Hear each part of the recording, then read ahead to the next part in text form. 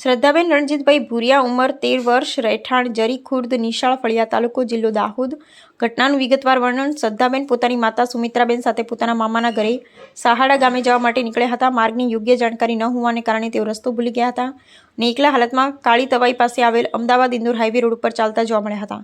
આ સમયે dial 112 જનરક્ષક team કાળી તળાઈ વિસ્તારમાં ફરજ પર હાજર હતી. ડાયલ 112 જનરક્ષક ટીમમાં પીસી બહાદુરભાઈ ચુનિયાભાઈ તથા પાયલોટ દિનેશભાઈ પટેલ હાજર રહ્યા હતા. ટીમ દ્વારા રોડ ઉપર એકલી ચાલતી બાળકી ધ્યાનમાં આવતા તેને સુરક્ષિત રીતે અટકાવી પૂછપરછ કરવામાં આવી હતી. પૂછપરછ દરમિયાન બાળકી દ્વારા પોતાનું નામ, સરનામું તથા પરિસ્થિતિ અંગે સંપૂર્ણ માહિતી આપવામાં આવી હતી.